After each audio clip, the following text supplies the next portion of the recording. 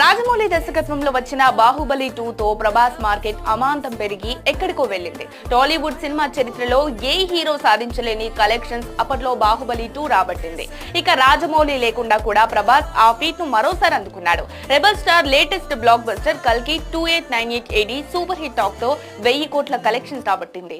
ఈ ఏడాదిలో ఫస్ట్ 1000 కోట్ల సినిమాగా కల్కి నిలిచింది. అయితే ఇదే ఏడాదిలో ఎన్టీఆర్, చరణ్, అల్లు అర్జున్ సినిమాలు భారీ అంచనాల మధ్య రాబోతున్నాయి. దీంతో ప్రభాస్ తర్వాత 1000 కోట్ల హీరో ఎవరవుతారోనని ఇండస్ట్రీలో ఆసక్తికరమైన చర్చ నడుస్తోంది.